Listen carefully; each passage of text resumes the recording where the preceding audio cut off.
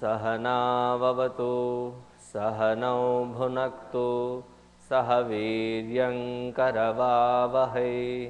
तेजस्विनावधीतमस्तु मा विद्विषावहै। ॐ शान्ति शान्ति शान्तिः। गुरुर्ब्रह्मा गुरुर्विष्णुः गुरुर्देवो महेश्वरः गुरुरेव परं ब्रह्मा तस्मै श्री गुरवे नमः। तस्मै श्री गुरवे नमः।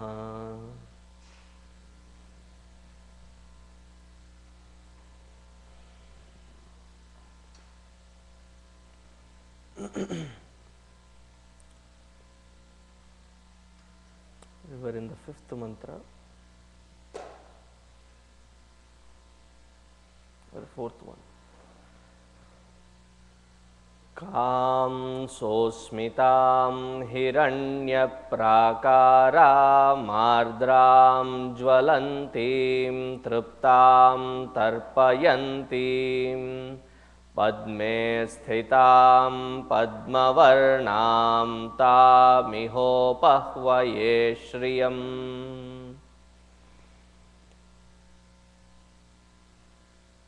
Lakshmi Devi is being invoked in the supreme form of Brahman, Adi Parashakti. Kam. It almost feels like an English word, come. You are inviting her as the Parabrahma Swarupini herself. Sosmitam.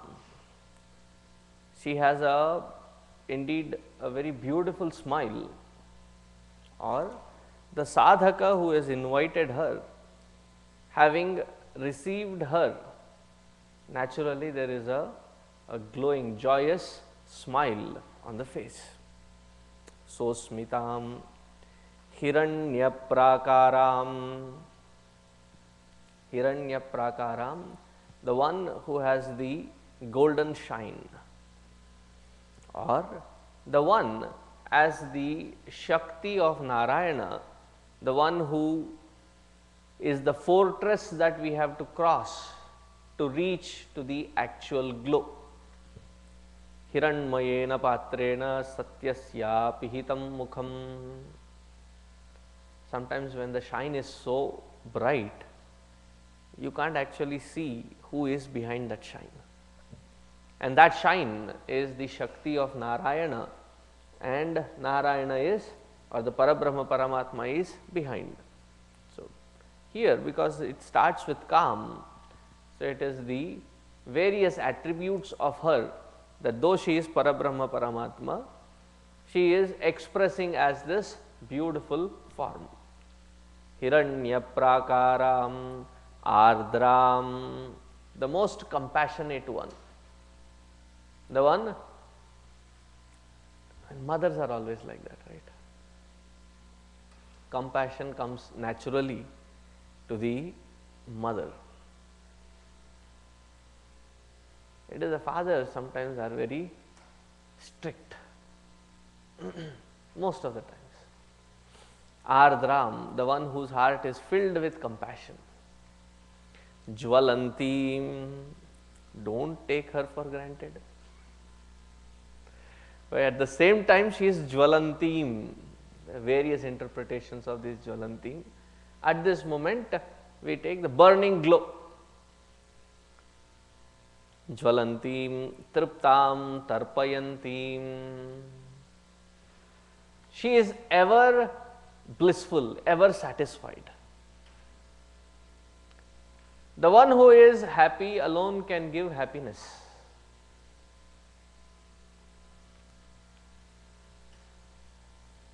Our mission motto is to give maximum happiness to the maximum people for the maximum time. When can we give it? When we have enough to share with everybody. isn't it? If we ourselves have a very minimal kind of a thing, you know, like the kids who have trick or treat is done. Oh, so they get huge chunks of treat, lots of candies, lots of chocolates, lots of things, and over a period of time they have, you know, swaha, eaten a lot of it, and what is left is the last piece. Now that last piece, observe the child's psychology, would not want to either give or even eat. Every day wants to hold it, every day wants to see it, every day wants to smell it. But eat? No, last piece. If our happiness or joy is also like that, last piece, once in a while it visits, can we really stand up to the motto and then say that, you know, we are here to give that happiness? You can give that only when you have it in plenty, rather you have it in infinite magnitude. Truptam, she is ever content. Hence, therefore, into those lives whom she blesses, they are also truptam, satisfied, content. So, definitely here it is not just the aspect of wealth that we are talking about, because if it were just the aspect of wealth, how much is enough? And in the way that, you know, things are going, there was a time while I was still very young, Lakpati, a great big deal. Somebody who had lots of money was called Lakpati. By the time I became a brahmachari, then I started hearing Karodpati.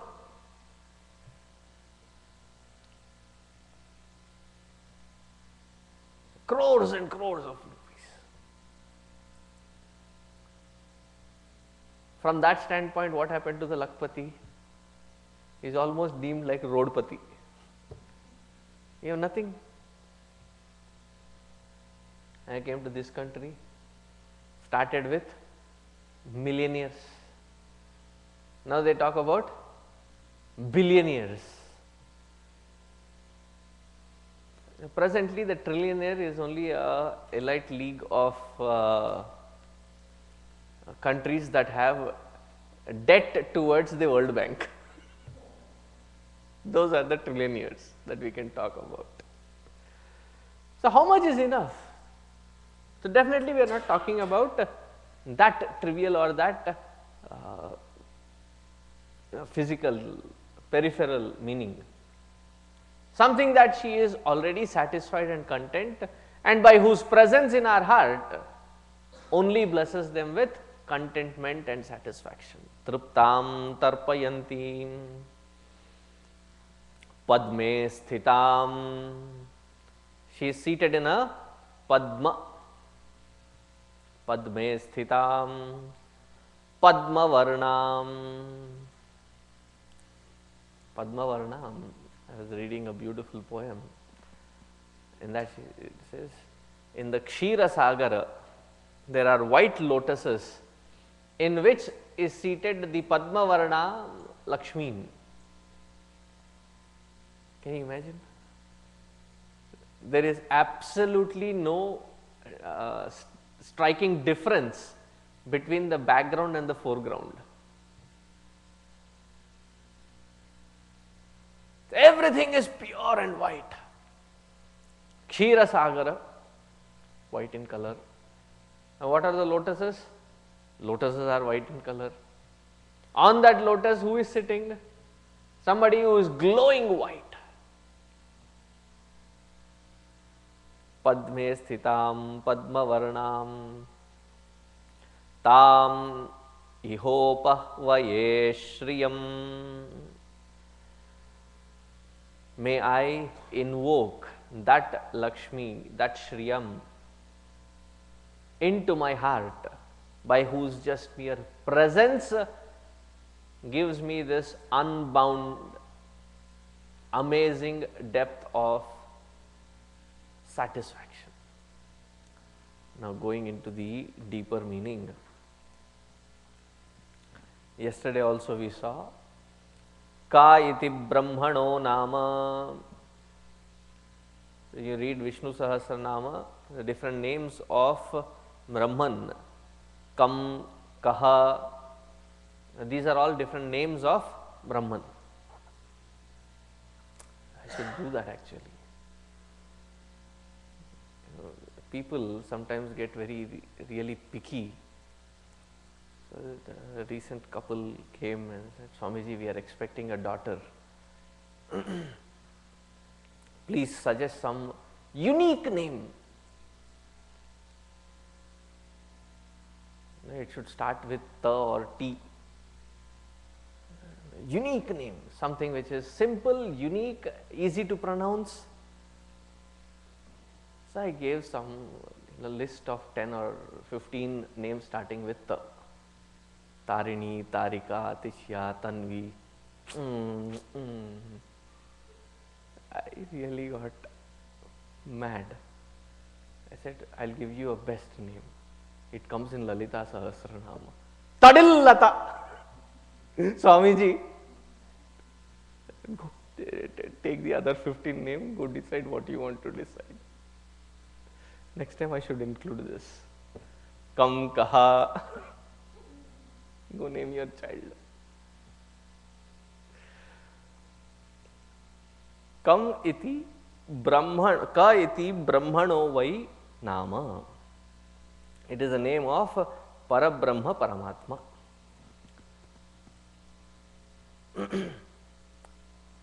Here, this whole mantra is trying to identify that form of mother as the Parabrahma Swarupini, as the very cause for everything that exists, everything that changes, everything that moves.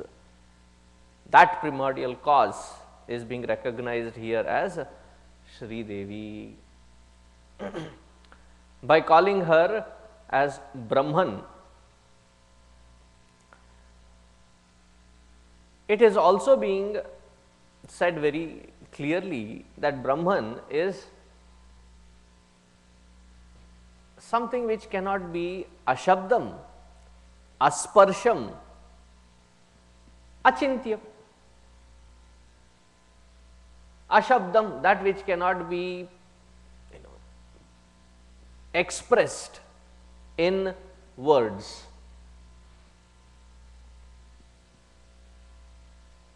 So you may be wondering, what are you doing speaking on it for past 20 years? Just trying to illustrate that it cannot be spoken about. All the words that we use are used only as indicators towards that truth.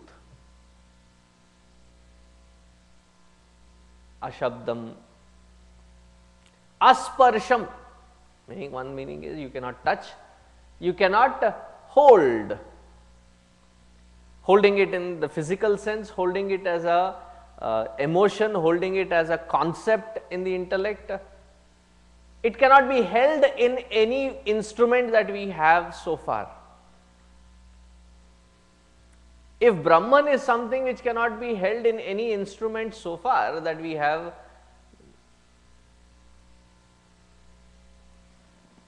there have been platforms, forums, wherein they check the conscious unfoldment through instruments, because they believe in science. Have you heard of Scientology? They have certain instruments.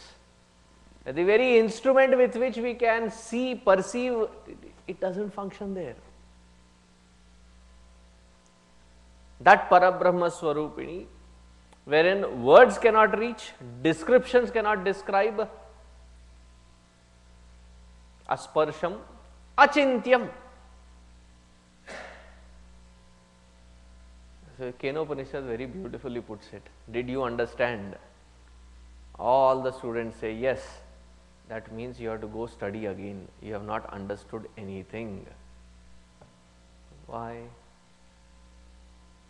Paramatma, or the blissful state, is not a concept in the intellect that you can seem to understand.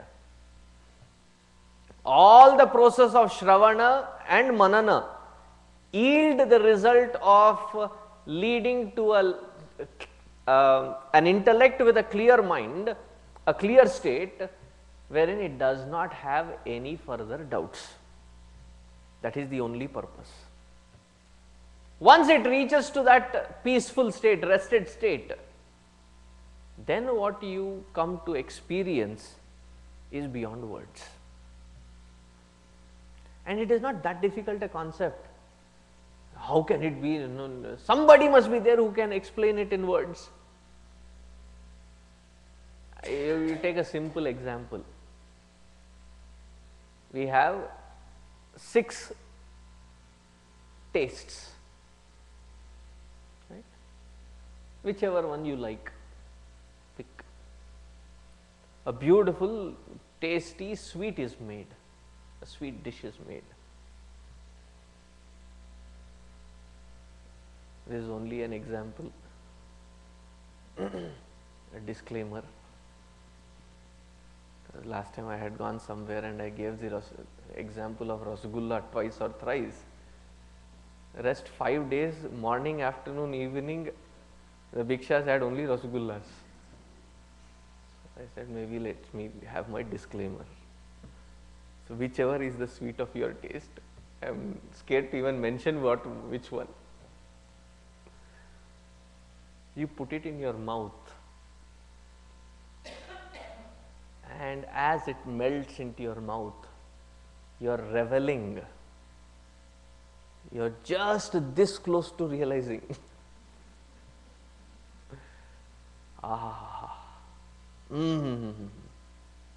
Amazing. If somebody were to come there and ask, describe that amazement that you are going through. It is sweet, it is amazing, it is superb, it is fantastic. Does it describe what you are experiencing? You mean fantastic like when you go with the Six Flags that fall, giant fall, when you fall you feel really that, no, not that kind of fantastic. For what? All words, there are certain loopholes in it. It can only take you so far. So best thing that you can do is, and I say what, as they open their mouth, put this inside. That is called amazement. Kam sosmitam sa u smitam. So smitam. Sa, that u indeed is smitam. What is that painting in French museum which is supposed to have the best smile? I am losing the name.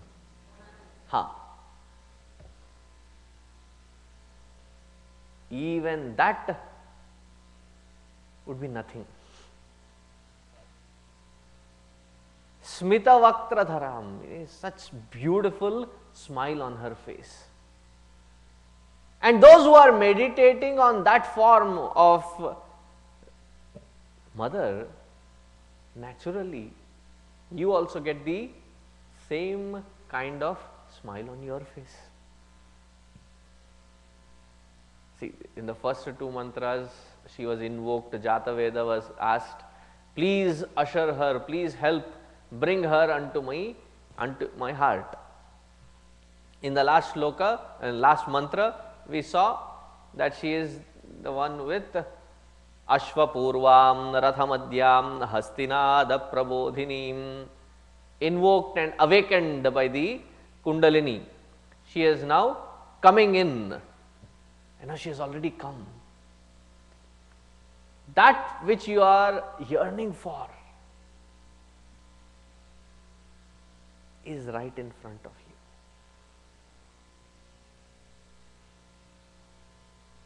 you. Even at a materialistic sense,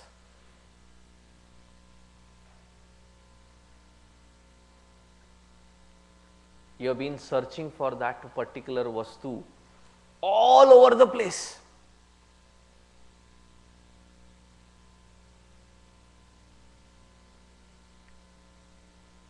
And finally you got hold of somebody, and then you called in and said, yes, but I have only one piece left. And you run in there and say, sorry sir, somebody just took it 2 hours ago. Disappointed. And in some unassuming corner of the world, you found this single piece there. And you go, it seems so surreal that you ask, is it for sale? The fellow looks at you and says, why am I opening the shop otherwise for? No, I'm just checking. And the first time you hold in the hand, whatever that was to be, if that itself can bring in a sort of smile on your face, a joy on your face, imagine mother herself right in front of you. Kam sosmitam. And how is she? Hiranya prakaram.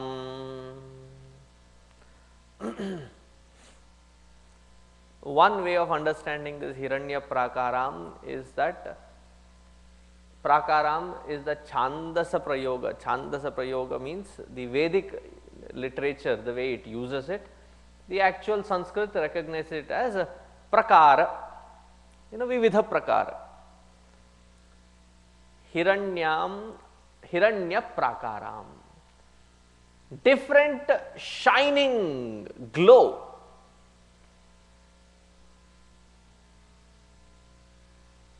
I mean, that shining glow is, you cannot fathom that. It is so bright and yet very pleasant.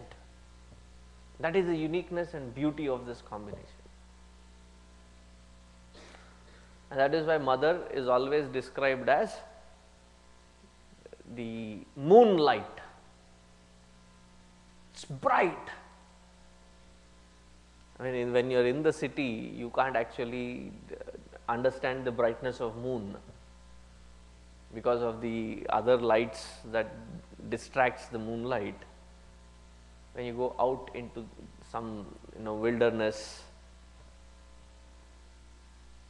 once in Kailash, Manas Sarovar, full moon, absolutely deserted around. When there is nothing, no light at all. The entire sky horizon, this side of the horizon to that side of the horizon, filled with tiny stars. I mean, not even an inch gap, filled with. And right in the middle of that beautiful, you just go out there, though it was cold, just spread the plastic sheet of paper and then lie down and watch. And it is not exaggeration. I say you could really read in that light. It is that bright.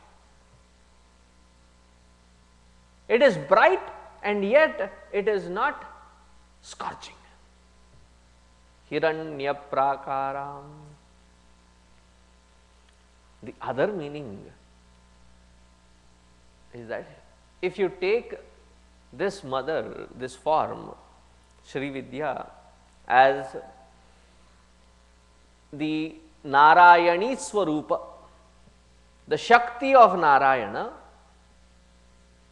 she is like the fort or the fortress around Narayana. And how is that fort? Hiranya Prakaram. It is like a test to reach to that ultimate source. Many of us get distracted with this glow. We do not even need to think of that glow for distraction. Simple little things in this world can distract us. In this Jagat, anything that brilliantly shines, we lose track of what was the purpose for which I have started this path. Suddenly lose track of it. Imagine that final fort. So in the Ishavasyopanishad, as it is said, Hiranmayena patrena satyasyapi hitam mukham. Like the Hiranmaya patra, like the Hiranmaya is the golden fort, crossing which we reach to that substratum within. Hiranya prakaram ardram. Ardratva means sapidity, wetness. They say Vedanta is dry, insipid, dry. Bhakti. Bhakti has that which can really touch the heart. And ardra, the root word is dra, and from there itself the word comes like drava, to flow. Ardra, that which has the nature of flowing, meaning it is an indicative word of compassion. She is the very form of compassion. Ardram.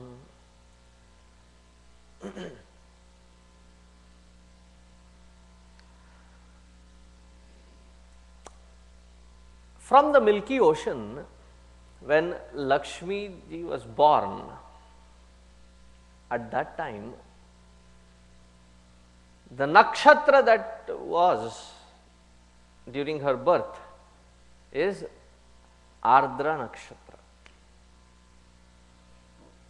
So Ardram can also mean the compassionate one and also the one who is born during that nakshatra. In the Kundalini Shastra, when you go into that rasa which has to flow from the Mooladhara all the way to the Sahasrara is called Ardram. O mother, those who have that awakening of Kundalini, in the initial stages they say they hear lots of sounds, which we saw in the Ashvapurvam, Rathamadhyam, Hasti Nada Prabodhinim, awakened by the sounds of elephant like rumbling around. So they hear that, and then once awakened, it's like the ants, not the red ants. What do you have it in the lawns? Fire ants, not the fire ants.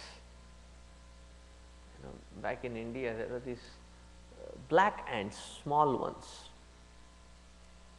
They usually look out for spaces which are cool, and when they crawl on your body, imagine if there are hundreds and thousands of them right from the base of the spinal cord all the way up to your head, marching.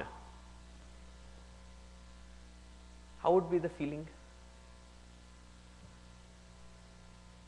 And to add to that, if you are of a tickleable nature, ho gaya kalyan. So it is that sapidity that it is, initiated, kindled, and it grows ardram. Grows directly through the sushumna all the way to the sahasrara. This even in Lalita Sahasranama we chant it as the Kulamritaika Rasika, Kula Sanketa Palini, Kulamrita, that Amrita which is based in the Mooladhara when awakened flows, that is called Ardra, Ardra Shakti. So Lakshmi Devi, who is compassionate, Lakshmi Devi, she is also known as Ardram because she is born in that nakshatra, and that sapidity is also indicative of the rising of the spiritual energy from the Mooladhara. Ardram Yakarinim. So, Ardram Jvalantim. Though it is Ardram, it is Jvalantim. Jvalantim. Here, Jvalantim doesn't mean burning, it means bright.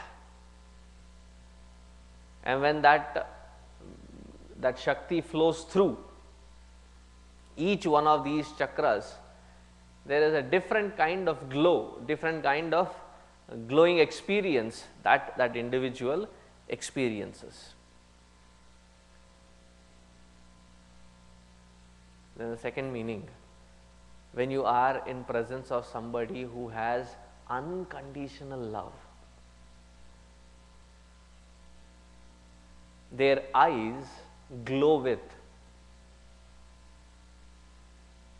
This is not any makeup shake-up effect. The eyes generally glow.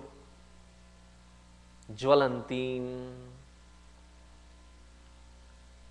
Some of the eyes that you can see, at least in the photographs. Now, of course, Gurudev, if you can look at his eyes. Ramana Maharshi, have you looked at his eyes? If not, good today, go and see those eyes. Ramakrishna Paramahamsa, Vivekananda, and all these eyes so glowing. They may be wearing a chashma, but behind the chashma the eyes are still glowing. Jvalantim, Triptam Tarpayantim.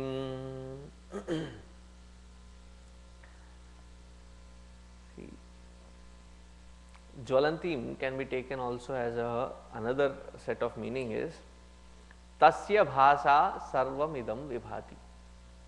With that spark of life that she is, as the Parabrahma Swarupini, by whose touch, by mere whose presence, everything around seems to be enlivened.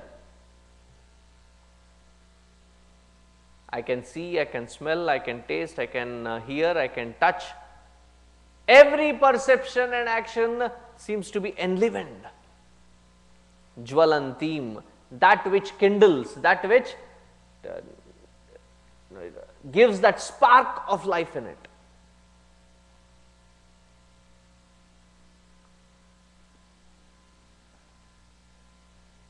And how is she? She says, that which is in the constant blissful state. Triptam.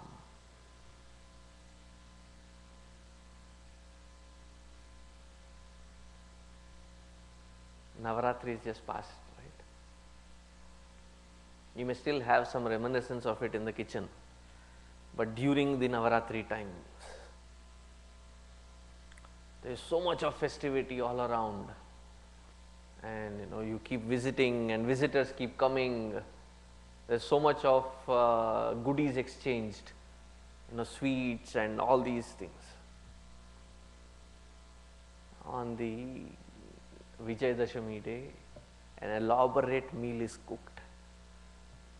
From morning till late in the afternoon, you have been doing the puja, and all that which was cooked was offered.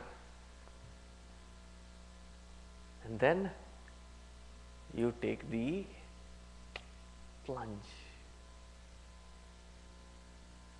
The festivities are one day wherein no bar holder, no hold bar. How do you say it? No bars hold. Nothing to stop. And if you are a typical South Indian,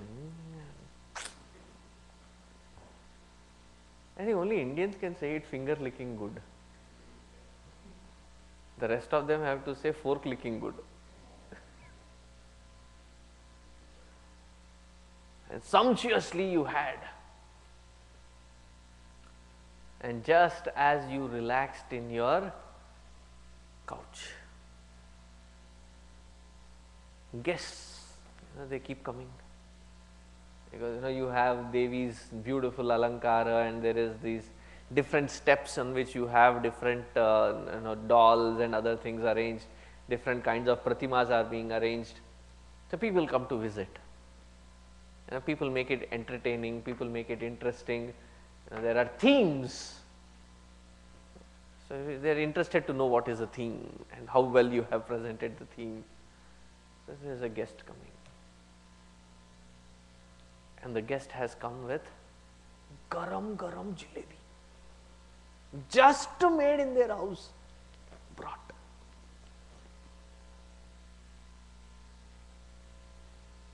You just had your full, yahan tak bhar gaya. And then that amma comes and says, Bhai sahab, aapke liye specially, I know you love these. So what do? I am so full right now that even if I eat, I will not be in a position to relish it. Do me a favor, keep it. When I feel a little relaxed, I will eat.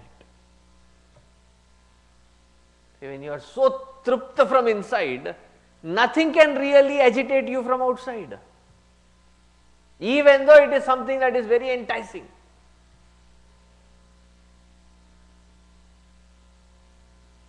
Now that which is Parabrahma Swarupini is constantly reveling in that blissful nature.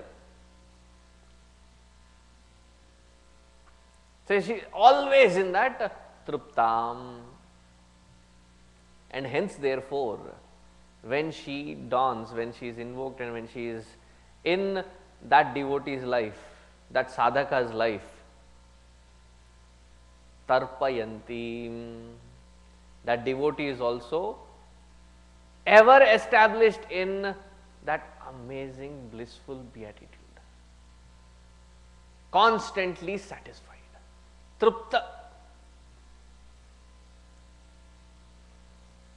There is only two things in this world, or at least one thing in this world, wherein people will say enough.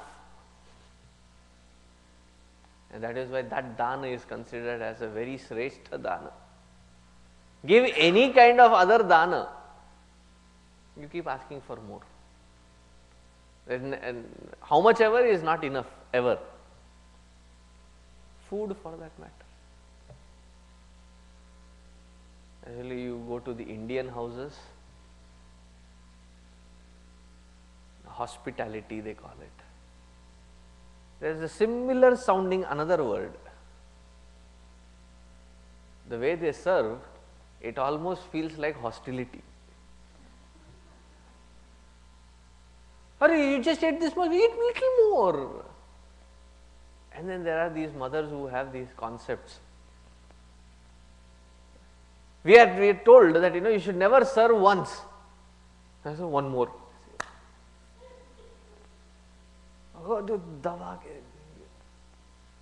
and then you end up saying enough.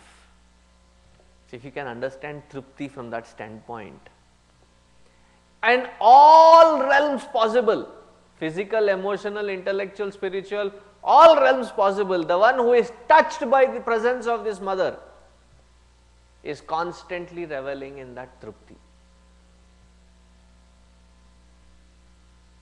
Triptam tarpayantim.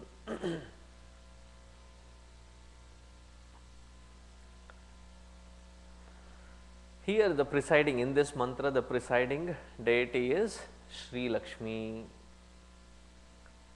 And every mantra has got a presiding deity, every mantra has got a Rishi, mantra drashtaraha. So, for this particular one is Sree Lakshmi. Now, taking further, repeat after me.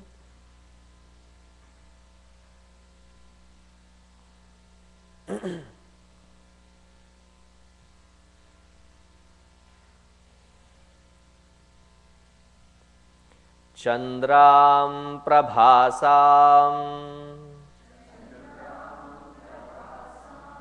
yashasa jvalantim shriyam loke devajushtamudaram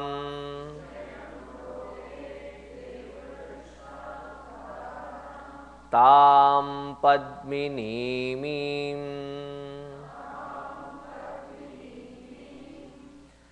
sharanamaham prapadye alakshmir me nashyatam tvam vrane chandram prabhasam yashasa jvalantim shriyam loke devajushtamudaram tam padminimim sharanamaham prapadye lakshmir me nashyatam tvam vrane. Tvam vrane. I choose from various things only you, O Mother, and I seek refuge unto you only. Who is this? Tam Padmini.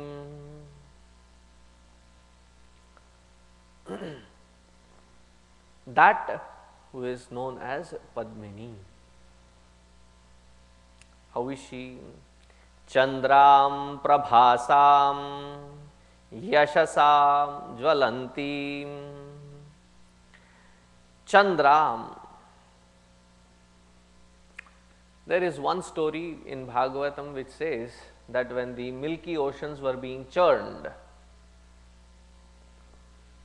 there are various things that the milky ocean gave out.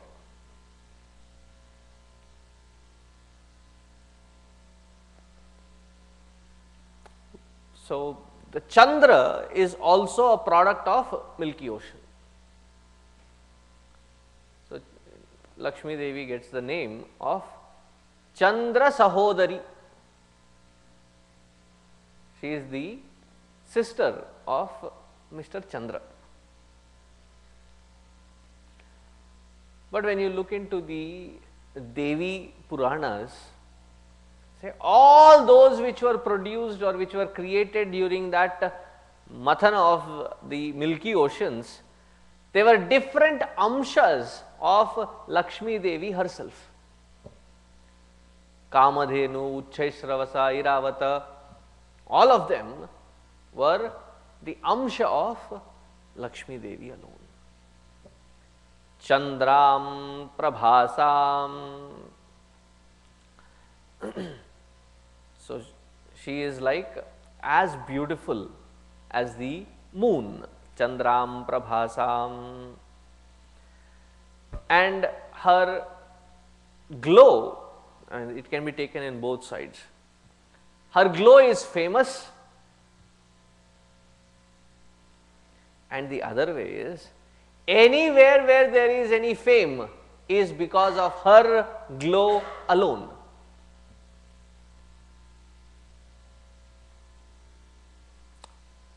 Prabhasam yashasam ज्वलंतीम तृप्ताम जलंतीम श्रियम लोके देवजुष्टामुदाराम ज्वलंतीम श्रियम लोके. In the 14 worlds shines forth only because of the glow of Divine Mother. All the worlds, whether you take it as 14 worlds or the 3 worlds, they are all glowing because of the glow of Mother alone. Devajushtamudaram. Devajushta. Devajushta, who is pleased with all the gods. We will piece them together when we go into the deeper meaning. So she is glowing like a moon, and any fame in this world is because of her glow, and all 3 worlds are glowing because of her presence, and she is the one who is pleased by all the gods. Tam padminimim sharanamaham prapadye. To such Padmini, who is surrounded by these lotuses, Sharanam aham prapadye. Prapatti, I surrender myself completely unto her feet. And in this surrender, I also seek Alakshmir me nashyatam tvam vrane. May all the Alakshmi, that which is literally the opposite of Lakshmi. If Lakshmi can be defined as beauty, ugliness, bright and brilliance, dull and lethargic is a Lakshmi. All that which is prosperity is Lakshmi, poverty is a Lakshmi. May all this Alakshmi nashyatam, may it be destroyed completely. Hence, therefore, I choose to surrender myself unto you, O Mother. There is a story that in the Milky Ocean, just before Lakshmi ji was born, there was an older sister of hers who was also born.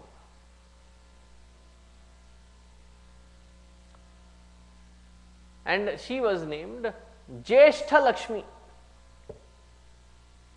Jyeshtha Lakshmi, older than Lakshmi. And what was she? She was the exact opposite of Lakshmi Devi. All that you can think of as Lakshmi ji, she was exact opposite. So all these devas, they caught hold of Kali. Now Kali Yuga, there is a Kali Purusha. They caught hold of that Kali Purusha. In Kali Yuga, you would require her. Make her your consort. Make her your wife. So Kali's wife is Jyeshtha Lakshmi. And specifically for us who are living in this Kali Yuga, may that influence of Jyeshtha Lakshmi, Alakshmi, be removed, and may we be blessed by Lakshmi ji's grace. See, Kali also means mechanical. One way of understanding mechanical is everything is machine oriented. You can hear me because of the machine. isn't it? You can see me because of the instruments, machine. You come here, machine. And those of you who could not come are seeing me through the Shivalinga, inverted Shivalinga there. Are seeing through the machine. So, one meaning is everything is yantrika, everything is machine oriented. Earlier people were healthy because they were more self-reliant. Now they are more reliant on the machine. There is a beautiful scene in one of the movies wherein he looks at all these machines and he says, I don't know when in humanity it happened that we invented these machines so that it would make our lives smooth and easy. Now we became slaves of these machines that we cannot imagine surviving without them. That is a true depiction of Kali Yuga. If you are interested which movie, it was in Matrix. I had to say it.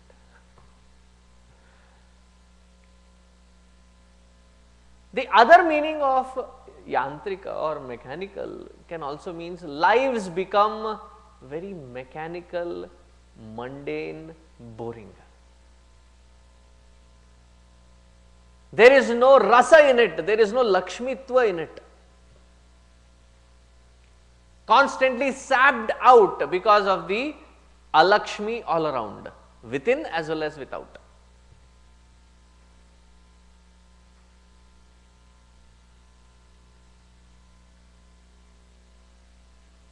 Starting from the morning waking up, it starts with alakshmi. Oh, I had to get up again.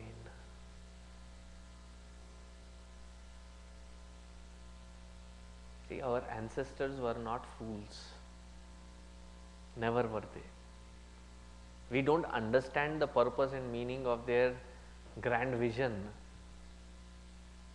So we just branded them as unsophisticated. As soon as you wake up, at least I was taught,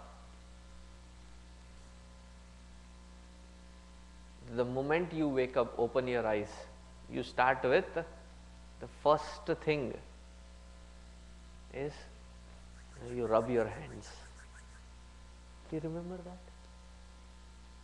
Do you do it? Okay, good. If you are doing it, you rub your hands and then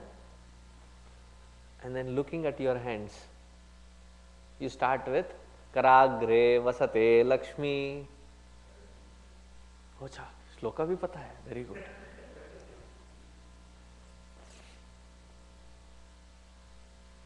Starting from a bad note right from the morning is called Alakshmi, is called Jyeshta Lakshmi, which is the most influential one in this Kali Yuga.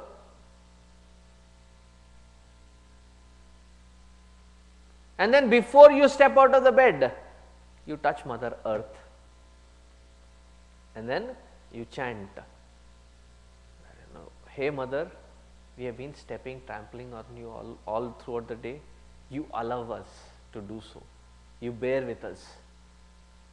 Kshamasva Devi, please forgive us. And then you get up.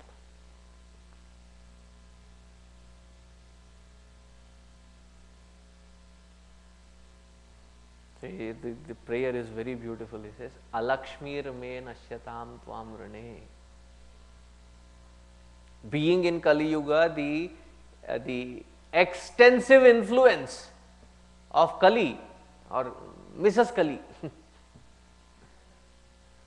Jyeshtha Lakshmi, Alakshmi, is so predominant.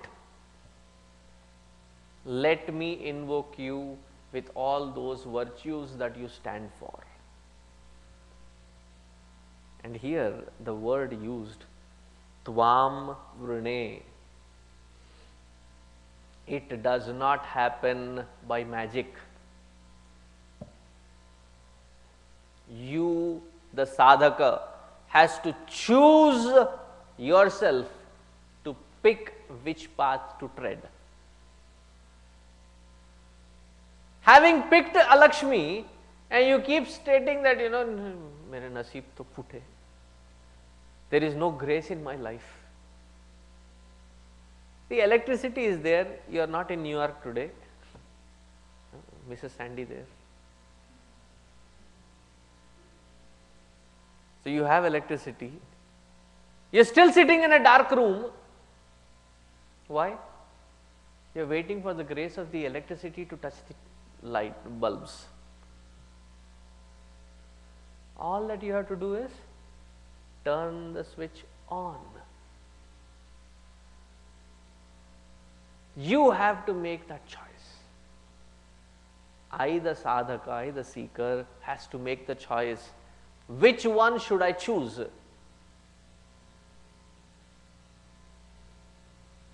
That choice we have. In fact, the only freedom that we have is freedom of choice.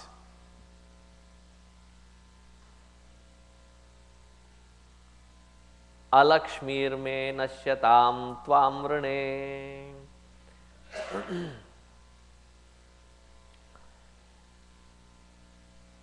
So, Chandra Sahodari, who has given her brilliance to Chandra, and that Chandra seems to have been maintaining her name well. Imagine when you go to a new city, you are still a young person. You go to a new city, you don't know anybody there. So your parents give you somebody known address, and you go to them and say, "No, I am such and such person's son or daughter." So that is a stage of Chandra borrowing her glow. And then with hard work you grow to such a level wherein when your parents come, you are recognized. आप इसके mummy हो? That is the most satisfying moment in the parent's life. Of course, there are two kinds of children who get give that kind of reception to parents. Those who are extremely brilliant or those who are extremely naughty, mischievous. And usually it happens that those who are brilliant are naughty as well. But when you accomplish something and stand for yourself, and at that day when you are recognized by the greatness of your child, you should look at the parent's face.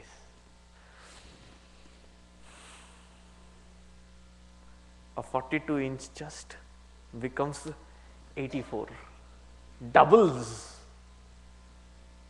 कहते हैं ना हिंदी में कि छाती फूल गया, खुशी से छाती फूल गया. That is the happiest moment. Borrowed from Lakshmi Devi, she is now compared often. What kind of Lakshmi Devi? The one who has the shine like the moon.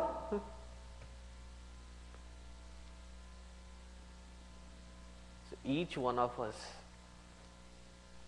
have got that spark in us.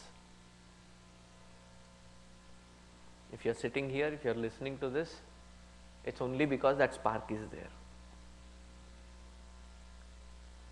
Chandram Prabhasam. That spark, that Prabhasa, because of which everything is enlivened. How should that spark express out? Yashasam Jwalantim. This particular mantra was explained to me, this particular part of the mantra was explained to me when I had gone to meet a master. I said, Swamiji, when I do something wrong as a brahmachari, as a Swami, I have to be extremely careful because I am representing Gurudev. That much I am very clear. But when doing things good, when people start praising, I don't know how to handle it. I don't know how to respond to it. What should I do? So he said something very beautiful.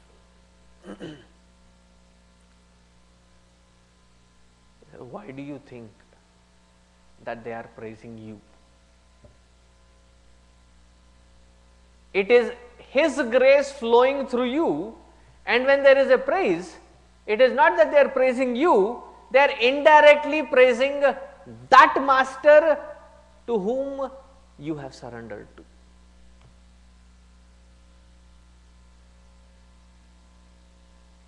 You belong to that master and you are the masterpiece. So when somebody is, looking at a masterpiece and commenting good things, whom are they actually commenting about? And that cleared so many things in my head.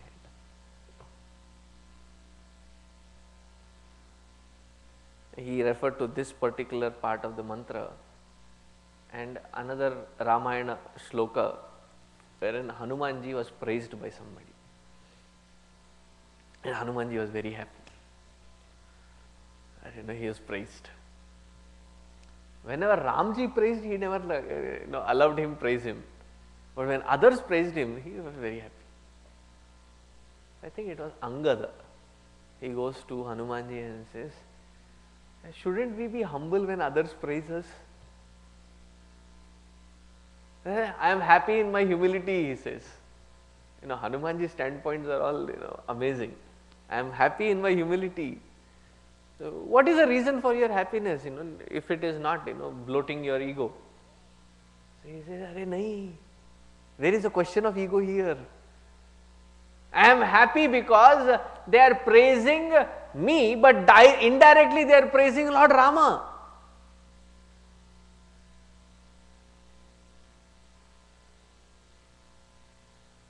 So all of us who have that spark of divine within us, that mother's blessings in our life, how should it shine forth?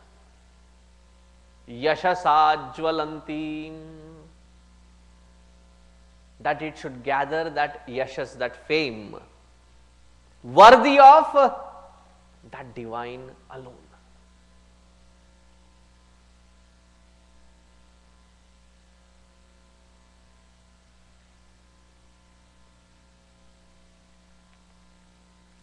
Put the effort in such a way that you glow, that glow is worthy of that divine which is enlivening each one of us. Yashasa jvalanti loke shriyam shriyam loke. Now you take different steps to understand. One step of understanding is there are three worlds.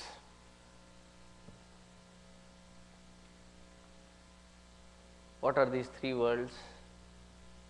I am not talking about the upper world, the lower world and the bhuloka. Though both of these three set of these three worlds are referred as bhur bhuva swaha, the waking world, the dream world and the deep sleep world.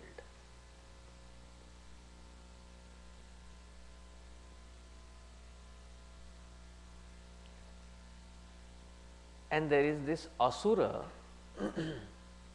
who lives very conveniently, jumping from each one of these worlds at a time. To catch that fellow is very, very difficult. Oh, I had a revelation now. Fresh thought, taza khabar. Now I understand why we might feel sleepy in satsang.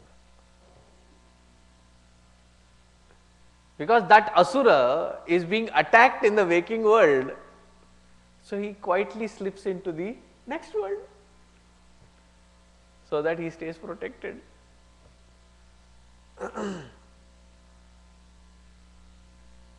Tripura asura got this blessing. And he also said that you can destroy these three worlds only when they align together at the same time. Does it ever happen? You are dreaming, sleeping, and in the waking world all at the same time. होता है क्या? Very difficult, almost impossible. And what kind of havoc does this asura create in every world? Waking world devours everything. Dream world, it's all his. In deep sleep, it doesn't want to get out of it.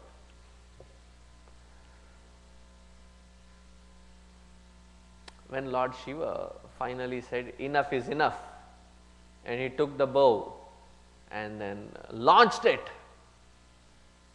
the arrow did not have enough Shakti in it. Then Adi Parashakti transforms herself as the arrow to be launched. Missile attack. She becomes the arrow. For the benefit of the entire worlds, she destroys that one asura. Loke Shriyam. Shriyam Loke. One meaning. Second meaning, at a samashti level, the entire cosmos, Loka, entire creation is being taken care of by this Divine Mother alone, Adi Parashakti. Even if you take from the standpoint of Prakriti, she is the one who is taking care of everyone. Recently, 3 years ago or so, I had gone to this beautiful temple. It is in Horanad. Mother there is worshipped as Annapurna Devi. Beautiful location. And in that temple vicinity, there is place for you to stay, but there are no hotels. There is no need. Why? It is the very abode of Annapurna Devi. Sad, right? If you are worshipping Annapurna Devi and for eating food you have to go somewhere else. So what the temple does is morning, afternoon and evening, how many ever people come, there is food always, fresh food always waiting for them. That's why there you don't even find a beggar.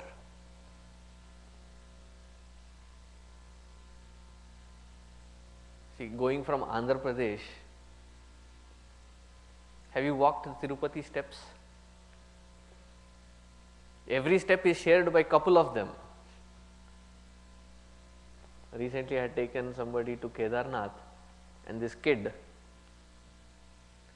amazing, they were sitting and this kid goes around giving them high-fi.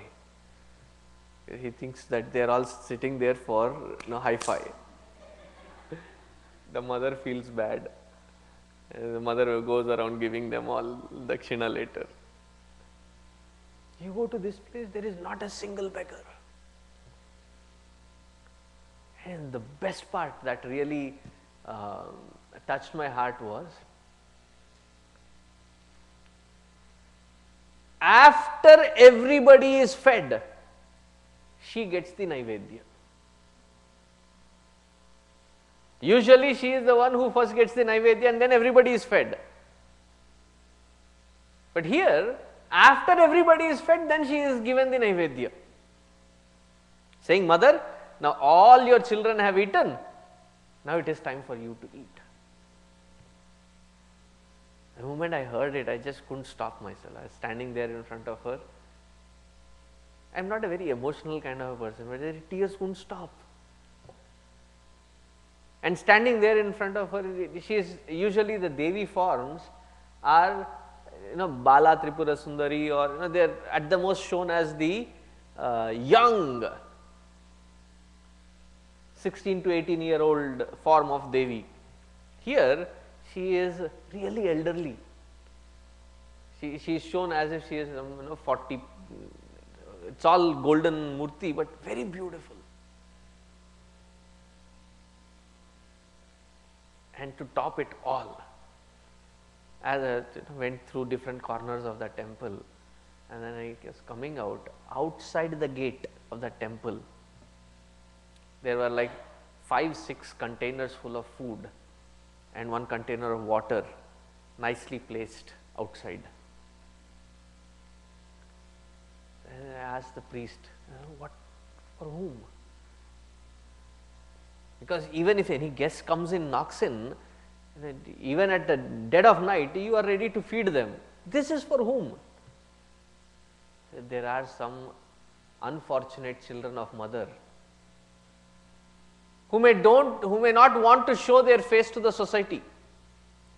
Thieves, thugs and such people, even they should be fed. And it is for them that this food is kept outside. And it seems that tradition has been there for ages together.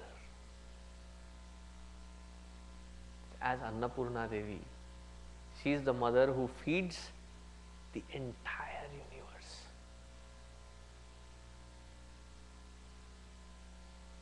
Loke Shriyam. She is constantly looking out for the welfare of the entire creation.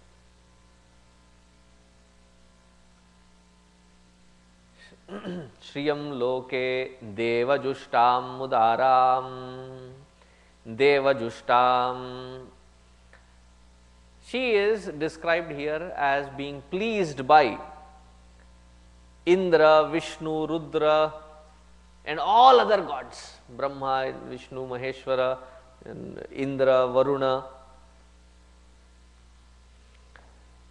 She is pleased. What it means, Deva means, one meaning of Deva is Dyotanat Deva, that which is illumining is called Deva. Satvikatvat Deva iti uchyate. The one who is, who has raised himself or herself to the purest state of sattvic nature, they are called Deva. Deva Justam. She is pleased with those who are constantly abiding in sattvic nature.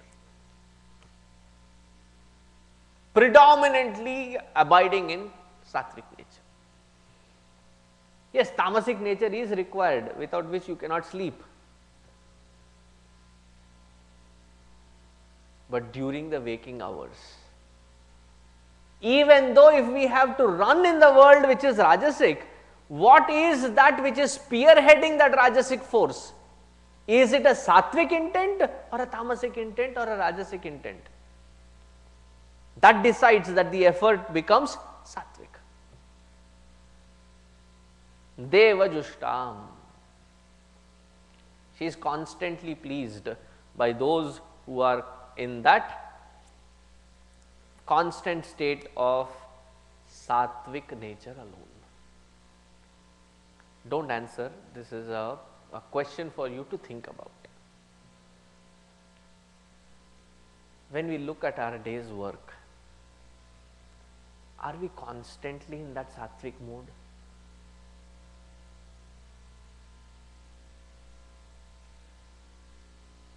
Is there anybody forcing us, pushing us not to be sattvic?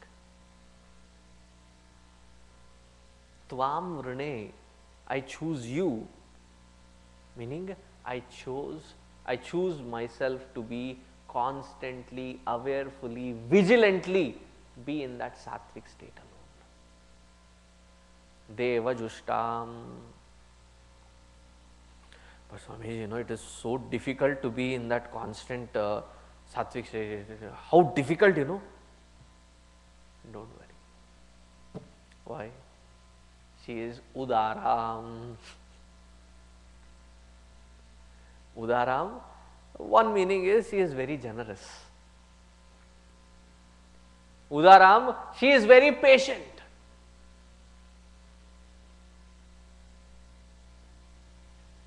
But she still waits for each one of us to grow to that sattvic stage. Now you as parents, with lot of patience, lot of love, lot of concern, you expect your children. What is the expectation that you have of your children? Isn't it to reach to the highest state? Greatest and ever, isn't it? And when the child is not catching up to that, you try all methods. I am on record, not you, so you can say. Samadana danda bheda. Sometimes you inspire them, sometimes you perspire them, and sometimes you terrify them. Sometimes that which should not be spoken about.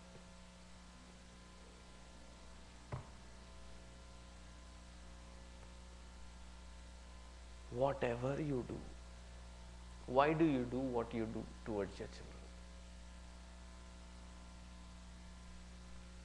Growing up, when I have my own mischievous, naughty episodes, so all my friends were of the same nature. And when we were caught or when we were, something happened, we would share our experiences, notes. What did your mom say? What did your dad say? And one thing was so amazing, that all dads and moms spoke the same language. First scream, shout, scold, reprimand. And after a couple of hours, call them again. Do you think that I am your enemy? All this that I am doing is only out of love. So we made a conclusion, at least I made a conclusion, that as soon as these people, when they get to the marriageable age, as soon as they get married, first thing they do is take a crash course in gali kaise dena. How to scold your children. Because how can everybody be so consistently saying the same thing? Unless they are tutored.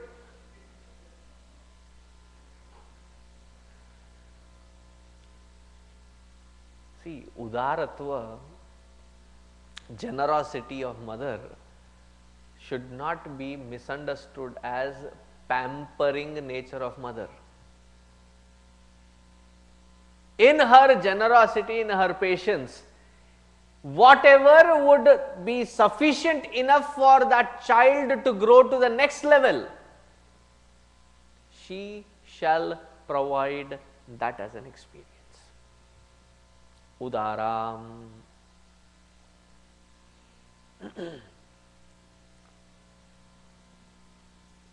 Padmini. I've been itching to think, should I say it or should I not say it?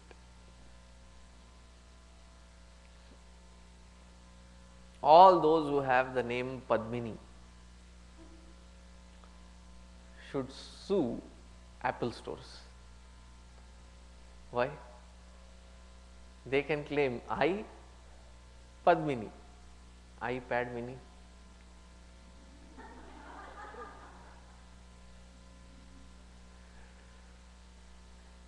Anyway, Padmini, one Adi Daivika explanation of it is, she is in that Kshira Sagara, living in those beautiful, spotless, stainless lotuses.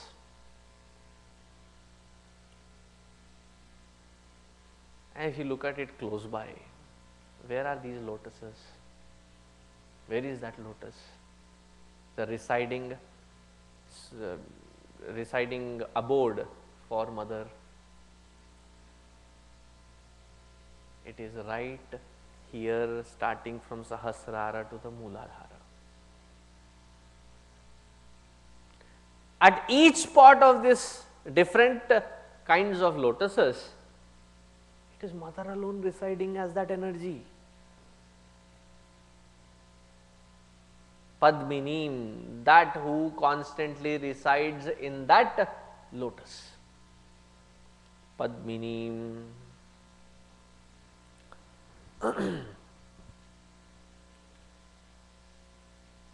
There is another meaning.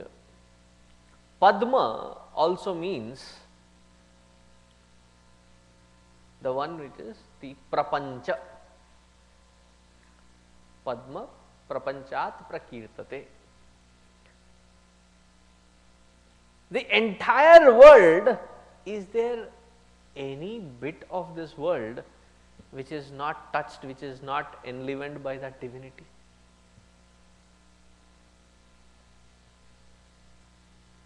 The very definition of Brahman is sukshmat sukshmatvam atibrhat, meaning that which pervades from the smallest particle to the biggest aspect of this entire cosmos. That Parabrahma Swarupini is Padmini, meaning she is pervading all through this universe. Another meaning of this Padmini is the Sree Chakra Yantra.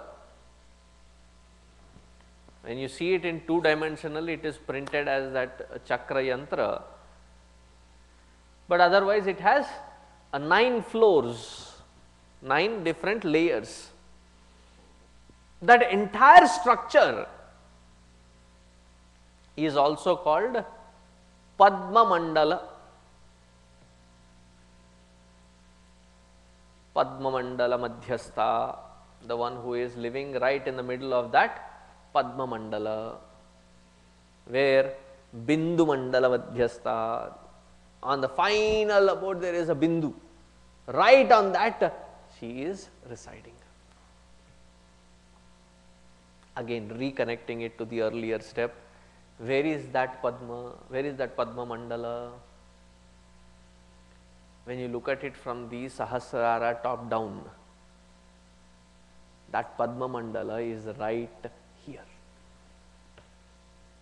She is constantly residing in that Padma Mandala.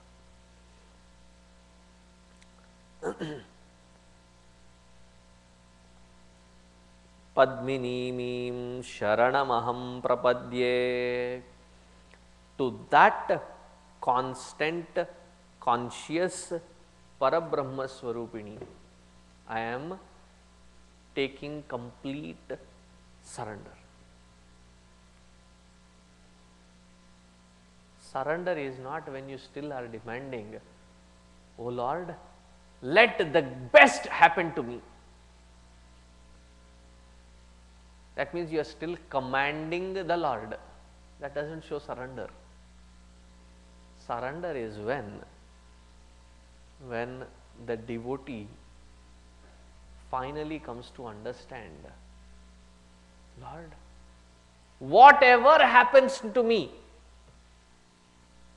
whatever experience that I am going through is provided by you unto me so that I use it as a step to get closer to you. Nothing is rejected, nothing is revolted against. As the experience comes, embrace it and move forward. That is a true surrender. Sharanamaham prapadye.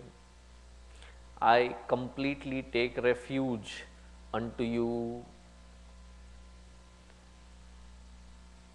But O Mother, in order to be justified in your surrender, it almost prays to mean protect me from myself. Where are all these Alakshmi? The Alakshmi starts from the Ahankara. It starts from Ajnana, develops into Ahankara, modifies into Kama, Krodha, Lobha, Moha, Mada, Matsara, Raga, Dvesha, Asmita, Abhinivesha. And then each one of them has multiple shades of grey.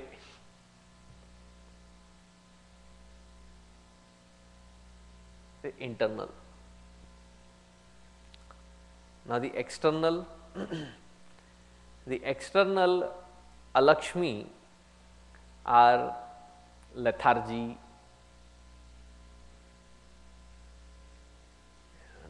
greed, constant quarrelsome nature. If not quarrelsome, at least to put down everybody around us, looking at them as though they were dirt.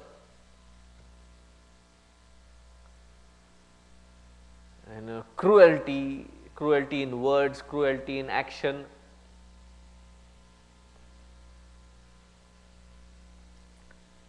All into these bad habits. Bad habits of drinking.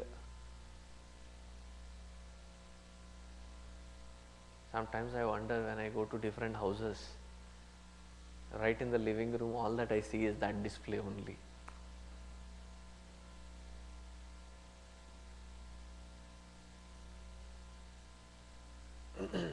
And when people bow down to take the blessings, this is one mantra and the other mantra that I chant. Tam padminimim sharanamaham prapadye alakshmir me nashyatam tvam rune. May these Alakshmi be destroyed from your life. May you be blessed. Shriyam dhanam bahuputra labham shatasamvatsaram dirghamayuhu. But what is the use of the blessing of having all these Shriyam dhanam dhanyam bahuputra labham shatasamvatsaram with all the Alakshmi? Contradicting.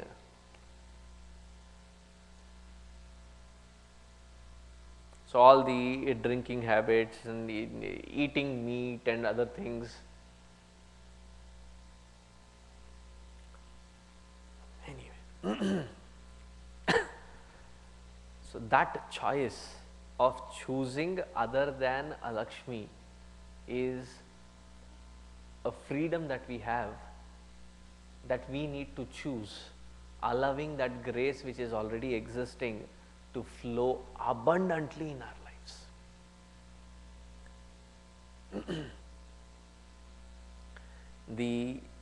This particular mantra, these two, it is in the Trishtup Chandasa, and the Rishi for this mantra is Ananda. All of them, all these Rishis are also considered as the sons of Lakshmi Devi, who have been given, revealed, unto whom all these mantras have been revealed. I just realized that the time is up, so we will continue tomorrow. We did only one mantra today? 1.5. Okay. I didn't realize the time. Om Purnamadaha Purnamidam Purnat Purnamudachyate Purnasya Purnamadaya Purnameva Vasishyate. Om Shanti Shanti Shanti. Harihi Om. Shri Gurubhyo Namaha. Harihi Om.